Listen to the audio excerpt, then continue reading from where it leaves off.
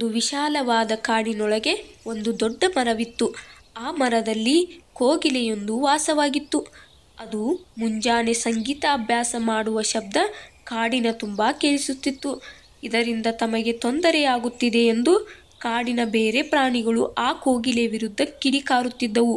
ಹೇಗಾದರೂ ಮಾಡಿ ಆ ಕೋಗಿಲೆಯನ್ನು ಆ ಕಾಡಿನಿಂದ ಓಡಿಸಬೇಕೆಂದು ಪ್ರಯತ್ನಿಸುತ್ತಿದ್ದವು.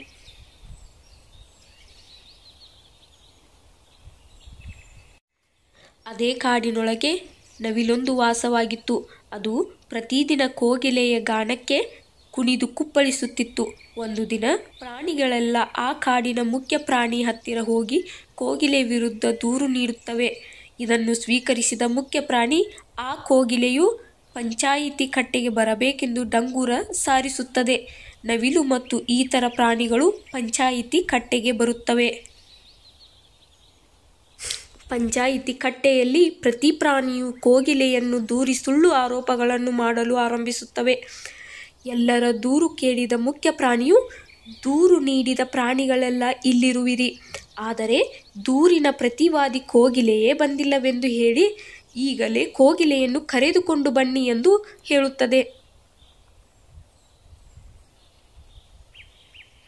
ನರಿಯೊಂದು ಕೋಗಿಲೆಯನ್ನು ಕರೆತರಲು ಹೋಗುತ್ತದೆ. ಆ ಕೋಗಿಲೆಗೆ ಯಾವ ವಿಷಯವೂ ತಿಳಿದಿರುವುದಿಲ್ಲ. ಅದು ಗೊಂದಲದಲ್ಲಿಯೇ ಪಂಚಾಯಿತಿ ಕಟ್ಟೆಗೆ ಬರುತ್ತದೆ. ಆಗ ಮುಖ್ಯ ಪ್ರಾಣಿ ಕೋಗಿಲೆಗೆ, ನಿನ್ನ ವಿರುದ್ಧ ಕಾಡಿನ ಪ್ರಾಣಿಗಳೆಲ್ಲ ದೂರು ನೀಡಿವೆ. ನಿನ್ನ ಸಂಗೀತ ಅಭ್ಯಾಸದಿಂದ ಈ ಕಾಡಿನ ಪ್ರಾಣಿಗಳಿಗೆ ತೊಂದರೆಯಾಗುತ್ತಿದ್ದು, ಅದಕ್ಕಾಗಿ ನಿನ್ನನ್ನು ಈ ಕಾಡಿನಿಂದ ಹೊರದೂಡಬೇಕೆಂದು ಅವು ಹೇಳುತ್ತಿವೆ. ಇದಕ್ಕೆ ನೀನು ಏನು ಹೇಳುವೆ ಎಂದು ಕೇಳಿತು. ಆಗ ಕೋಗಿಲೆಯು, ನಾನೇನು ಮಾಡಲಿ, ಗಾನ ಕೋಗಿಲೆ ಎಂಬ ನಾಮಾಂಕಿತದಿಂದಲೇ ನನ್ನ ಜನನವಾಗಿರುವಾಗ ನನ್ನ ಗಾನವನ್ನು ನಿಲ್ಲಿಸಲು ಸಾಧ್ಯವೇ ಹೇಳಿ.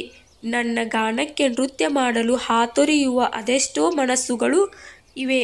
ಹಾಗಿರುವಾಗ ನನ್ನ ಗಾಯನದಿಂದ ತೊಂದರೆಯಾಗಲು ಹೇಗೆ ಸಾಧ್ಯ ಎಂದು ಕೇಳಿತು.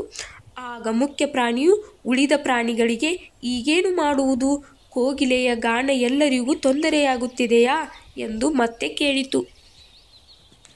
ಆಗ ಪ್ರಾಣಿಗಳ ಮಧ್ಯೆ ಇದ್ದ ನವಿಲು, ಇಲ್ಲ, ನನಗೇನು ಇದುವರೆಗೂ ಕೋಗಿಲೆಯ ಗಾನದಿಂದ ತೊಂದರೆಯಾಗಿಲ್ಲ. ಅದರ ಗಾನ ಸುಮಧುರವಾಗಿದೆ. ಅದರ ನಿನಾದಕ್ಕೆ ನಾನು ಪ್ರತಿ ಬಾರಿಯೂ ಗರಿಬಿಚ್ಚಿ ಲೋಕವನ್ನೇ ಮರೆತು ಕುಣಿಯುತ್ತೇನೆ ಎಂದು ಹೇಳುತ್ತದೆ. ಆಗ ಮುಖ್ಯ ಪ್ರಾಣಿ, ನವಿಲೊಂದು ಮಾತ್ರ ಕೋಗಿಲೆಯ ಗಾನದಿಂದ ತೊಂದರೆ ಇಲ್ಲವೆಂದು ಹೇಳುತ್ತಿದೆ. ಆದರೆ ಒಬ್ಬರ ಹೇಳಿಕೆಯಿಂದಾಗಿ ಉಳಿದ ಪ್ರಾಣಿಗಳ ಮಾತನ್ನು ಧಿಕ್ಕರಿಸಲಾರೆ ಎಂದು ಹೇಳಿ, ನಾನೊಂದು ಗಾನ ಕಚೇರಿ ಏರ್ಪಡಿಸುತ್ತೇನೆ. ಅದರಲ್ಲಿ ಈ ಕೋಗಿಲೆ ಹಾಡಬೇಕು. ಅದಾದ ಬಳಿಕ ಏನು ಮಾಡಬೇಕು ಎಂದು ನಾನು ತೀರ್ಮಾನ ಮಾಡುತ್ತೇನೆ ಎಂದು ಹೇಳಿತು.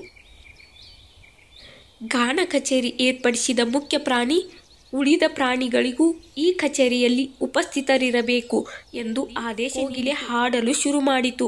ಅದರ ಗಾನಕ್ಕೆ ಮೈಮರೆತು ಕುಳಿತೇ ಬಿಟ್ಟಿದ್ದ ಮುಖ್ಯ ಪ್ರಾಣಿಗೆ ಗಾನ ಮುಗಿದಿದ್ದು ಅರಿವಿಗೆ ಬರಲಿಲ್ಲ.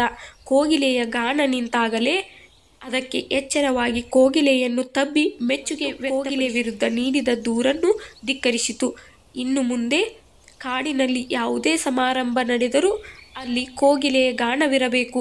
ಅದನ್ನು ಎಲ್ಲರೂ ಗೌರವದಿಂದ ಕಾಣಬೇಕೆಂದು ತೀರ್ಪು ನೀಡಿತು. ಕೋಗಿಲೆಗೆ ಖುಷಿಯಾಗಿ ತನ್ನ ಕಷ್ಟಕ್ಕೆ ನೆರವಾದ ನವಿಲಿಗೆ ಧನ್ಯವಾದ ಕೇಳಿತು. ಅಂದಿನಿಂದ ಕೋಗಿಲೆ ಮತ್ತು ನವಿಲು ಒಳ್ಳೆಯ ಗೆಳೆಯರಾಗಿ ಕಾಡಿನೊಳಗೆ ಸಂತೋಷದಿಂದ ಬದುಕಿದವು.